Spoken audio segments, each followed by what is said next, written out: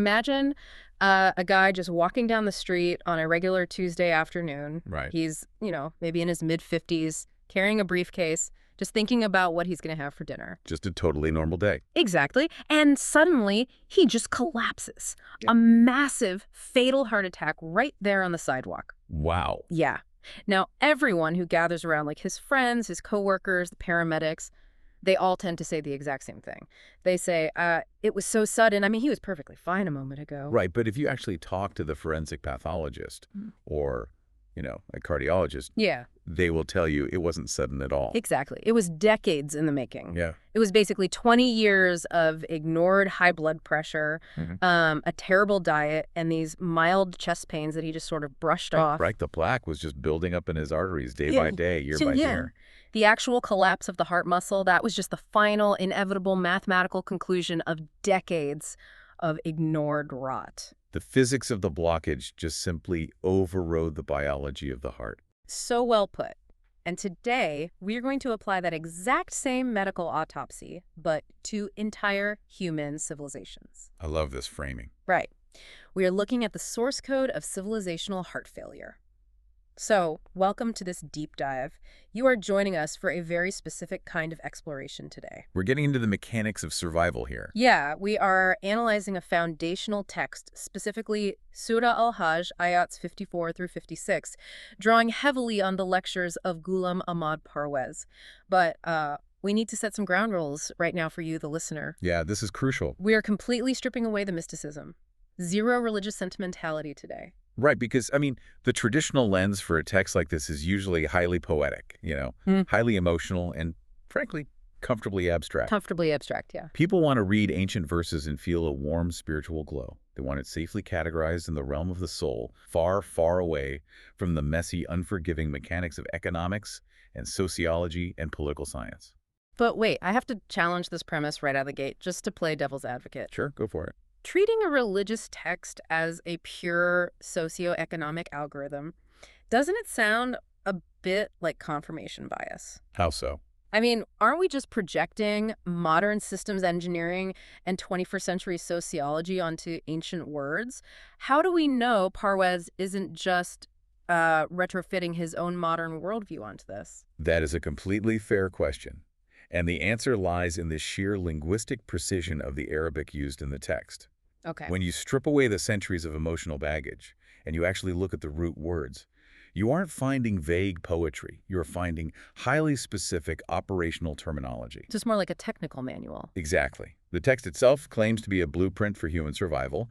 It outlines cause and effect with ruthless clarity. Right. If you build your societal system according to certain universal constants, it thrives. If you build it on illusions, it faces structural collapse.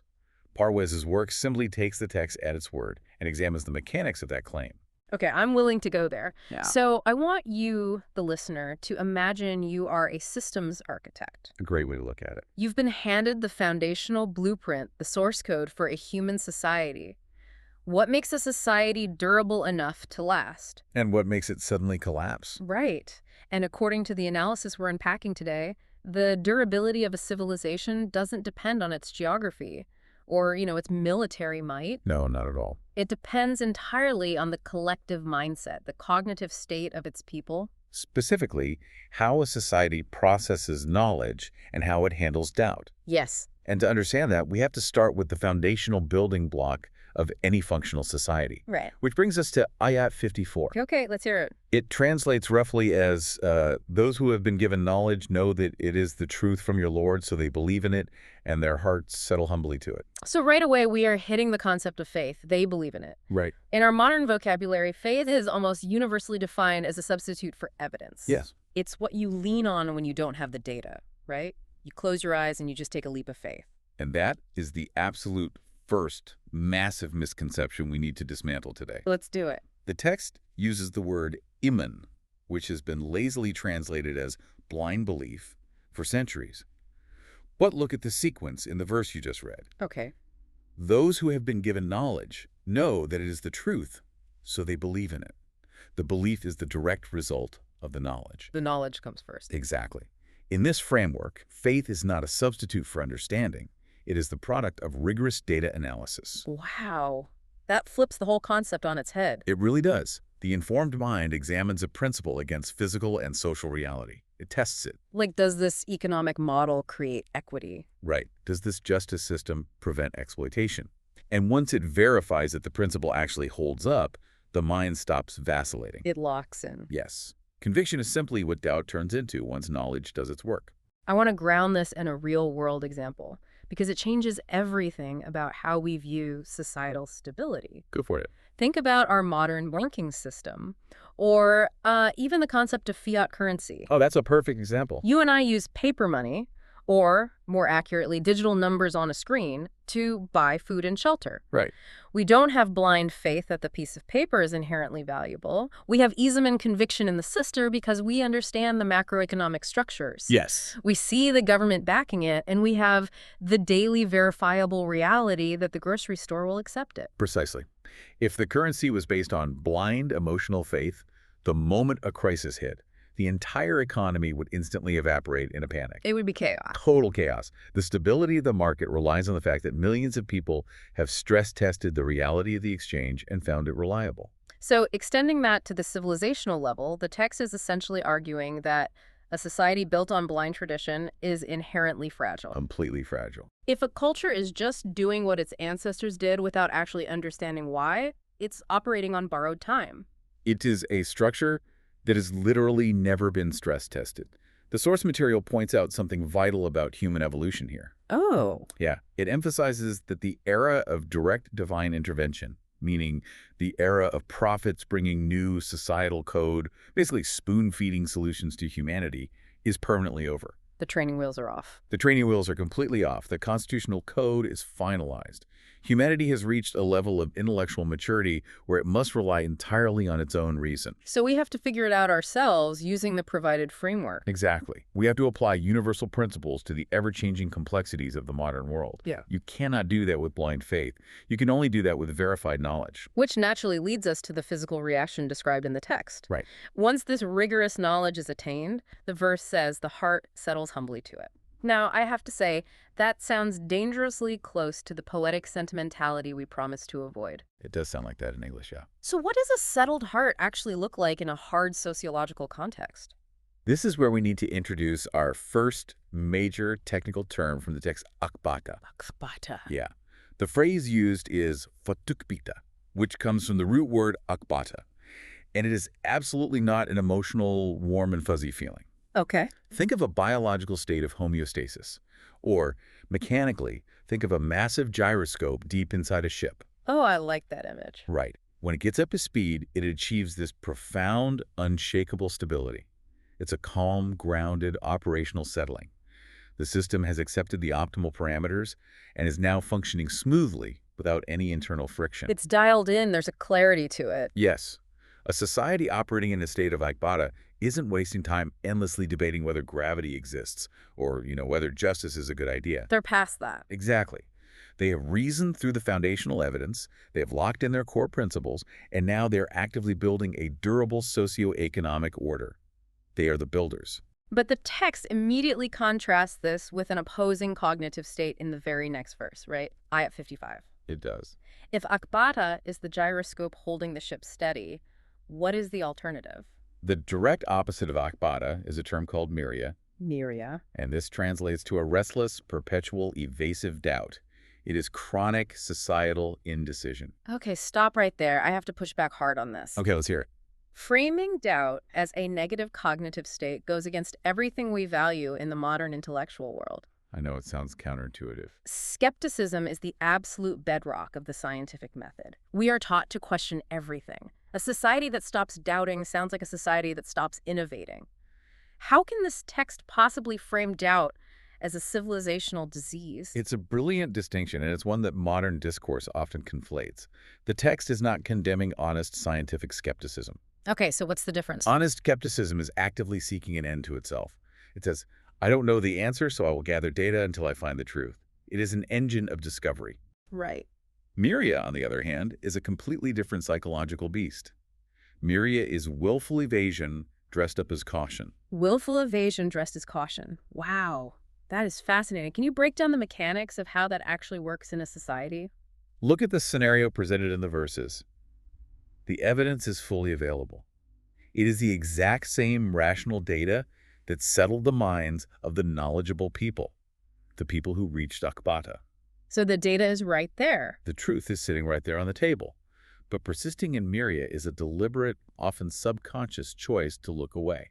Why would a society choose to look away? Because accepting the truth would require taking responsibility. Because if you acknowledge a universal truth, you are bound by it. Exactly. If you verify the data that say an economic system based on hoarding wealth and exploiting labor inevitably leads to societal collapse. You now have an obligation to dismantle your exploitative practices. Yes. And that is incredibly hard, painful work. It means giving up privilege. It means structural upheaval. So what is the psychological defense mechanism? You feign perpetual skepticism. Precisely. You say, well, the data is inconclusive. We need more debate. The models aren't perfect yet. Right. Let's form an exploratory committee. That is painfully relevant. I mean, look at the historical example of the tobacco industry in the mid-20th century. Oh, perfect example. The internal memos from those companies literally stated, doubt is our product. Unbelievable. They had the data. They knew smoking caused cancer, but acknowledging that truth meant destroying their multi-billion-dollar business model. So Yes. what did they do? They manufactured Myriad. Yep. They funded contradictory studies. They put doctors on television to say, well, the science isn't settled. They weaponized skepticism to maintain the status quo. That is a perfect clinical example of Myriad. And you see it today with climate change, with wealth inequality, with public health. Absolutely. The data is often overwhelming, but segments of society will maintain a state of permanent Myriad because admitting the truth requires a massive shift in how they live. So we have two diverging paths for a society. Right. One group does the hard work of verifying knowledge. They reach the settled state of Akbata, and they build. The other group uses Myriad to evade responsibility and maintain their comfortable illusions. That's the split. But evasion can't last forever. The bill always comes due. How does the text describe the endgame for a society stuck in Myriad? It describes a terrifying endgame. Ayat 55 says these deniers remain in this state of evasive doubt right up until the hour comes upon them suddenly or they face the punishment of a barren day. Oh, barren day. The Arabic term for this barren day is Yom Aqim. Let's pull on that thread of the hour coming upon them suddenly, because that brings us right back to our opening hook. Heart attack. Yeah, the guy dropping dead on the sidewalk. Nice. This is the concept of the accumulative effect. The text is making a profound sociological claim here. Civilizations rarely collapse from sudden, unprompted lightning bolts out of a clear blue sky. Right, it's not random. Systemic destruction is the result of moving toward ruin step by step unconsciously, because a society is actively ignoring the dashboard warning lights. If we look at the mechanics of this, it makes perfect sense. A society in a state of Myriad isn't fixing its structural cracks. No, they're debating them. Right. If there's massive wealth disparity or a failing education system or deep systemic injustice, the people in charge don't solve it. They stall. They kick the can down the road. And every single time they kick that can down the road, another layer of plaque builds up in the societal artery. The pressure increases. The poor get poorer. The institutions become more corrupt. The infrastructure degrades. But because it happens slowly, day by day, the society normalizes it. They think they are surviving. Until the day they aren't. Until the math simply stops working. The collapse appears sudden to the people living through it because they have spent generations willfully ignoring the rot. Exactly. They ignored the blockages they were creating in their own socioeconomic system. And then, one day, a minor crisis hits. Like a bad harvest or a financial panic. Or a border dispute. And the system simply cannot pump the blood anymore. It drops dead. And that leads into this absolutely haunting phrase used in the text, Yom Aqim, the barren day. Yes. Parwez's analysis uses the metaphor of a dead tree in autumn to explain this, and I want to spend some time here because it really captures the anatomy of a societal collapse. It's a very powerful metaphor. What does a barren civilization actually look like? To understand the barren tree, you have to contrast it with a healthy tree in winter. Think of a strong oak in January. Okay. It has lost its leaves. It looks bare and dormant. It might be enduring a harsh, freezing winter. So sociologically, that would be a society going through a dark age, maybe a depression or a major war. Exactly. The outward conditions are brutal. But inside that healthy oak, the sap is still there. The root system is completely intact. The potential for life remains. It's waiting. Right. When the environment warms up, when spring comes, it will produce fresh growth. It has the generative capacity to heal and bloom again. But the Yama-Kim society Is a tree that has entirely died from the roots up. It might still be standing, it might have a thick trunk, but the internal generative capacity is completely gone. So no matter what happens, no new leaves are coming. When the seasons change, no new growth will ever come. He calls it a walking corpse of a society. That phrase stuck with me. A zombie civilization. It's chilling. Let's dissect what that actually looks like on the ground. How does a society functionally operate when it has lost its generative capacity? You see it in every aspect of their culture. Economically, they stop producing real value and instead just financialize existing assets. Passing the same money back and forth without innovating. Exactly. Politically, they become incapable of passing meaningful legislation. Their government becomes just a theater of gridlock and endless bureaucracy. Even their art and culture probably stagnate, right? It just becomes derivative. Endlessly rebooting the same old ideas because they've lost the spark to create something genuinely new. That is exactly what happens. The institutions are still there. The buildings still stand. The people still commute to work every day. But the core constitutional vitality is dead. Wow. Look at the later centuries of the Roman Empire. Oh, that's a great historical parallel. Rome didn't fall in a day. It spent a long time as a walking corpse.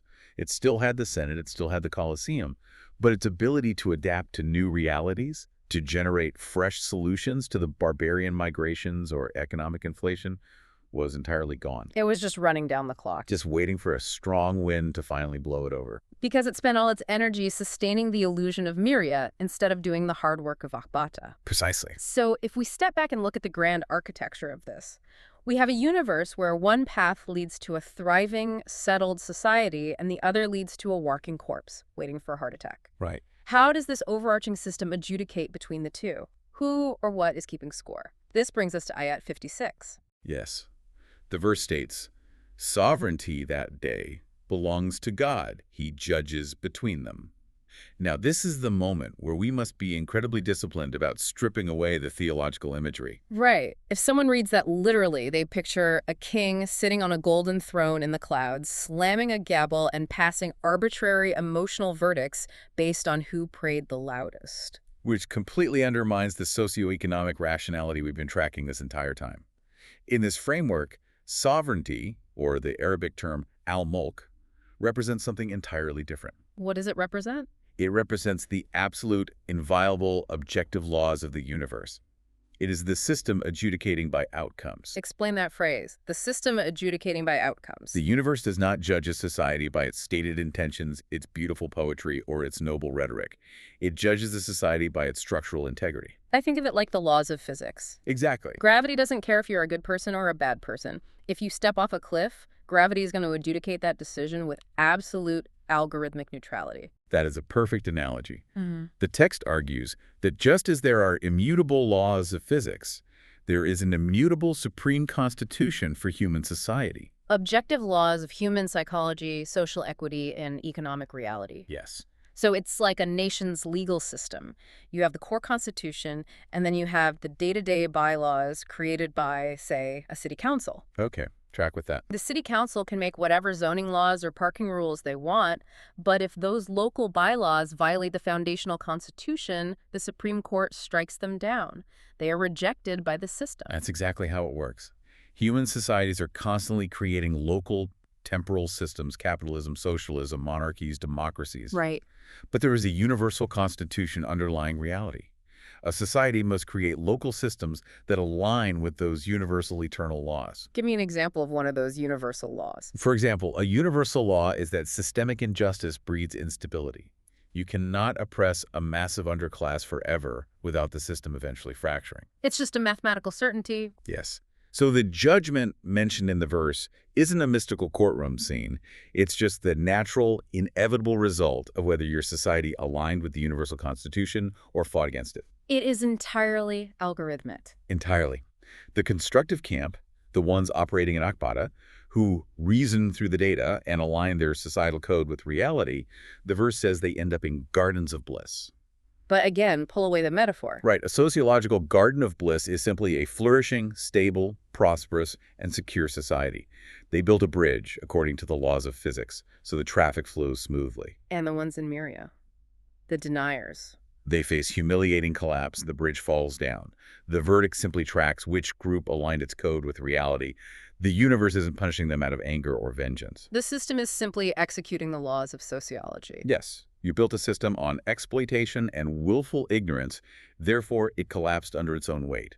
The collapse is the judgment. Okay, I want to stick with this idea of a core constitution for a moment because it raises a really practical question. If these universal laws are so absolute, why do human societies fragment so often? I mean, why is history just a graveyard of crashed civilizations? It's the multi-million-dollar question. To explain this, I want to use a slightly different analogy.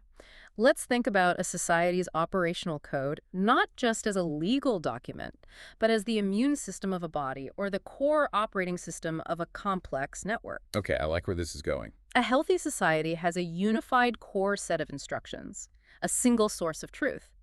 But what happens when you start injecting conflicting, unverified commands from outside that core? It crashes. What happens when a society abandons its central constitution and starts relying on dozens of different contradictory rulebooks? This is where we hit one of the most sophisticated and frankly fierce critiques in the entire source text. Yeah.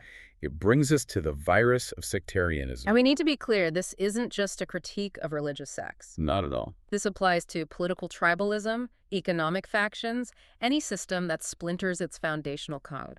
Absolutely. The source text categorizes this division, this injecting of outside, unverified human traditions into the core constitutional framework as the absolute societal equivalent of shirk. Now, shirk is a heavy word. It is. In traditional theology, it's usually translated as polytheism or idolatry, worshiping multiple stone gods instead of one invisible god. But apply our systems engineering lens. In a socioeconomic framework, shirk is not about bowing to mystical idols. It is about a fatal division of loyalty and authority. It is having multiple conflicting sources of law. Yes. How does that actually paralyze a society, though? Walk me through the mechanics. A functioning society requires a single, unified marquez, a central axis around which the legal and social system rotates. Okay. If the Universal Constitution says justice is the ultimate metric, that is a clear command. But what happens when you elevate mutable, human-made historical traditions or the dogmas of a specific sect to the same level as that core constitution? You create multiple centers of authority. Exactly. You destroy the unified marquez. The system can no longer execute a command because it is receiving contradictory instructions. Right. One faction says, our historical tradition tells us to do X. And another faction says, well, our favorite philosopher from 1,000 years ago says we must do Y. And suddenly the society isn't arguing over how to best implement justice.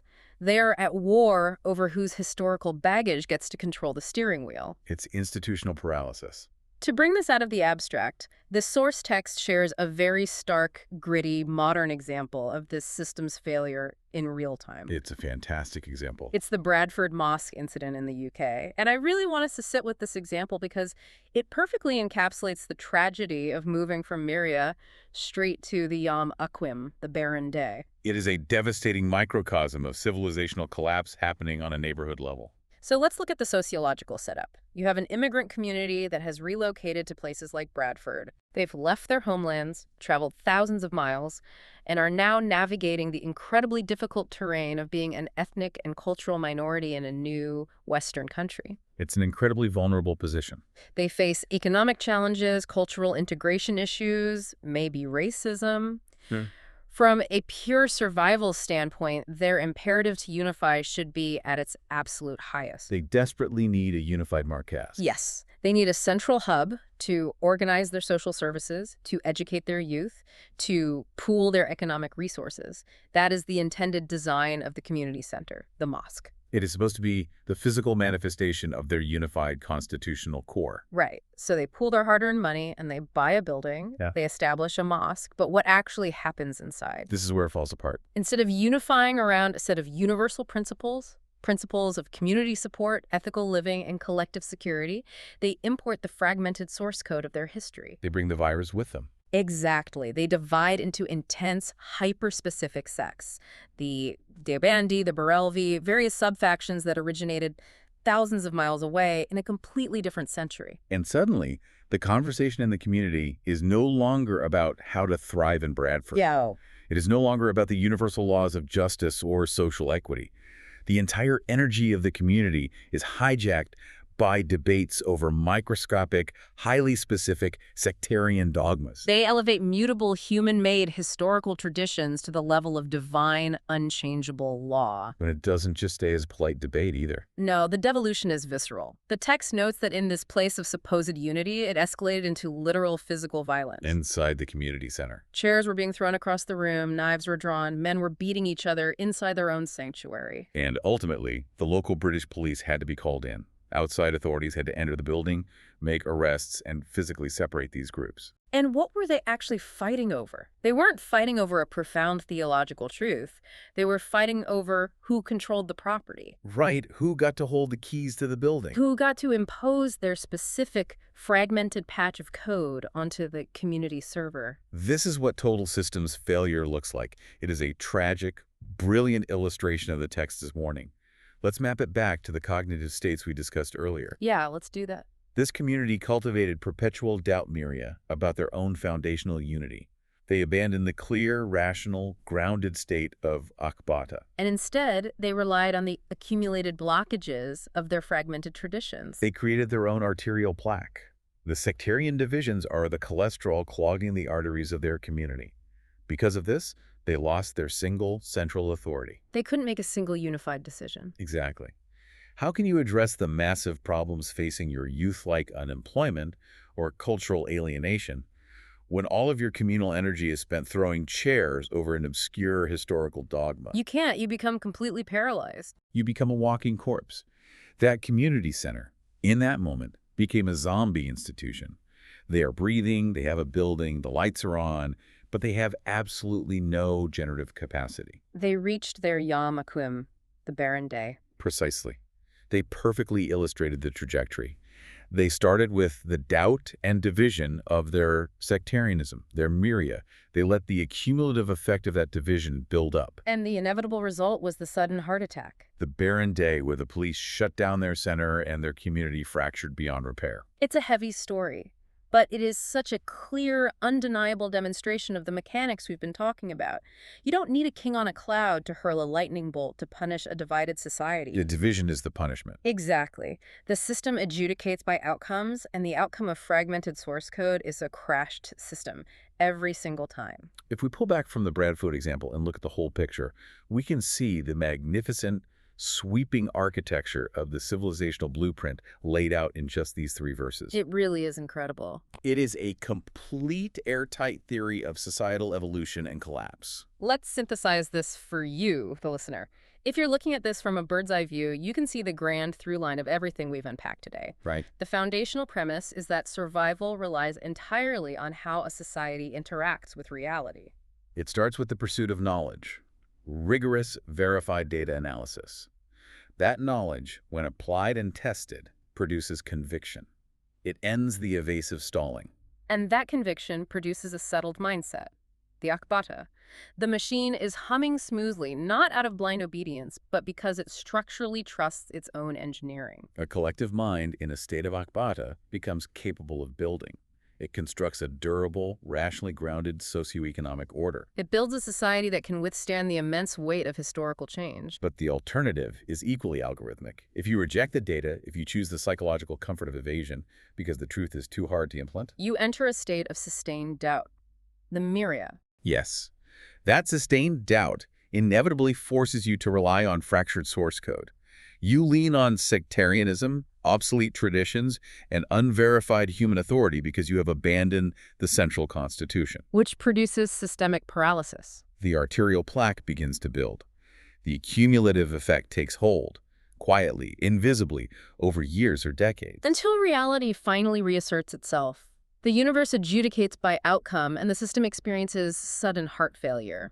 The barren day, the Yom Akwim, arrives, and the society loses its generative capacity forever. It becomes a walking corpse. The civilizational lesson here is staggering. It demands a level of radical accountability. It really does. A society that is anchored in a rational understanding of universal laws can hold steady through the most violent upheavals. It can adapt, it can generate new solutions because its core is solid. But a society that cultivates perpetual doubt about its own principles or fragments its loyalties among competing dogmas is merely running down the clock. It is just waiting for the wind to blow over the dead tree. We started this deep dive talking about how, in the physical world, things are usually clean and binary, like an X-ray showing a broken bone.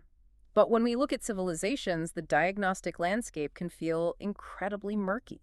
It's hard to see the underlying causes of societal decay when you're living inside it. We argue over why empires fall or why communities fracture. Yet Parwez's analysis of this text provides an X-ray machine for human society. It really does. It shows us exactly where the microfractures begin in the human mind and exactly how the blockages form in our institutions. It replaces the murky, comforting waters of mysticism with the clear, unyielding physics of cause and effect. It tells us that we are the architects of our own durability or our own demise. So we leave you with a final lingering thought to explore on your own. Step back from the ancient texts for a moment and look squarely at the dominant institutions of your modern world today. Look closely at them. Look at the political systems you vote in, the economic models you participate in, the local organizations in your own community. Look closely at their underlying source code. Are they operating with the calm, settled clarity of Akbada? Using verified knowledge to build a durable, unified, equitable future?